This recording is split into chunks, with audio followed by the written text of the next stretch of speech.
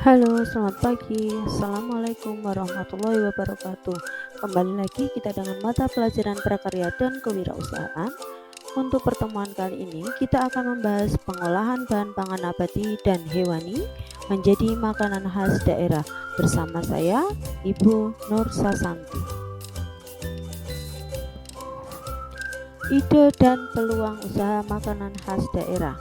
Jadi, di setiap daerah di Indonesia itu memiliki makanan khas yang biasanya terdapat nilai historis, dan setiap daerah di Indonesia memiliki makanan khas yang memiliki cita rasa yang berbeda-beda antara satu makanan khas dengan makanan khas yang lain. Contoh, kita menemukan di kabupaten di Provinsi Jawa Tengah saja itu ada macam-macam soto. Ada soto Kudus, ada soto Semarang, ada juga di Kabupaten Grobogan itu ada juga soto Kabupaten Grobogan, yang masing-masing soto itu memiliki ciri khasnya sendiri-sendiri. Ada yang menggunakan santan, ada yang tidak menggunakan santan, kemudian ada yang menggunakan daging sapi, ada yang menggunakan daging kerbau, atau ada pula yang menggunakan daging ayam. Di Kabupaten Grobogan sendiri ada bermacam-macam makanan khas. Beberapa di antaranya ada garang asem khas Purwodadi. Makanan ini berbahan dasar daging ayam, memiliki rasa yang sangat segar.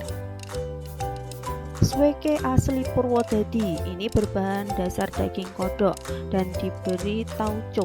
Atau misal kita bisa mengganti daging kodok ini dengan daging ayam, rasanya tidak kalah enaknya dengan sweke yang berbahan dasar daging kodok.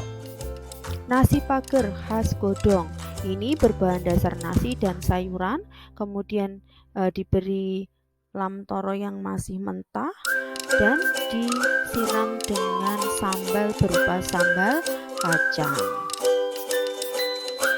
Sayur becek. Sayur becek ini berbahan dasar daging sapi, memiliki cita rasa yang sangat khas, rasanya segar, kemudian ada asam-asamnya karena ditambah dengan daun kedondong. Biasanya kalau di Kabupaten Grobogan, sayur becek ini disajikan pada saat ada hajatan.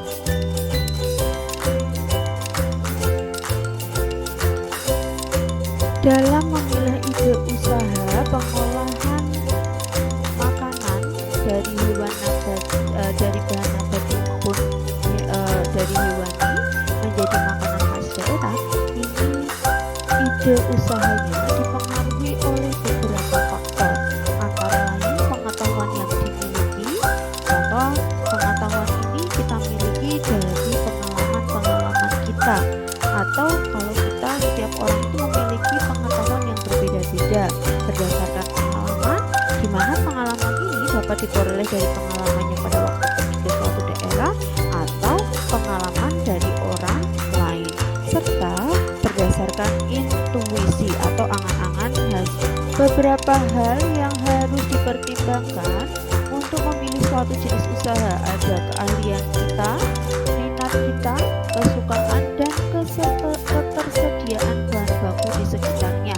Jangan sampai pada saat kita memilih suatu jenis usaha kita tidak memiliki keahlian, tidak memiliki minat ataupun kesukaan, serta bahan baku yang kita butuhkan untuk usaha tersebut itu tidak terdapat di sekitar kita, maka akan menyebabkan modal yang kita butuhkan menjadi lebih banyak. Analisis peluang usaha. Supaya strategi yang diterapkan dapat berjalan baik, maka diperlukan analisis setiap unsur atau disebut unsur SWOT, di mana S itu merupakan strength atau kekuatan usaha, W itu adalah weakness atau kelemahan usaha, O itu opportunity atau peluang atau kesempatan usaha, dan T itu threat atau ancaman usaha. Jadi sebelum kita melakukan usaha, kita harus menganalisis terlebih dahulu peluang usaha yang akan kita jalani. Kekuatannya bagaimana? Kelemahan usaha ini apa? Peluangnya itu seperti apa? Dan ancaman usaha yang akan kita lakukan itu apa? Sehingga kalau kita sudah melakukan analisis peluang usaha, kita bisa berupaya supaya usaha yang kita jalani itu bisa berjalan dengan baik dan berhasil. produk pengolahan. Tujuannya adalah satu, untuk mengetahui besarnya potensi usaha dan berapa lama usaha tersebut dapat berjalan, dan menemukan peluang dan potensi usaha produk kerajinan yang dapat dimanfaatkan. Sumber daya apa yang dibutuhkan dalam melakukan usaha pengolahan makanan khas daerah? Yaitu yang pertama, usaha kuliner itu memerlukan sumber daya manusia yang benar-benar memiliki kemampuan dalam meracik dan mengolah makanan. Oleh karena itu, usaha kuliner harus mematenkan satu orang dalam meracik bumbu. Sumber daya ini disebut dengan man atau sumber daya manusia. Administrasi dan pemasaran. Dalam menganalisis peluang usaha, kita juga harus menganalisis administrasi dan pemasaran, di mana wirausaha itu dapat mengamankan jalannya pelaksanaan kegiatan usaha dan pengolahan. Ini merupakan manfaat dari administrasi dan pemasaran. Kemudian manfaatnya apalagi?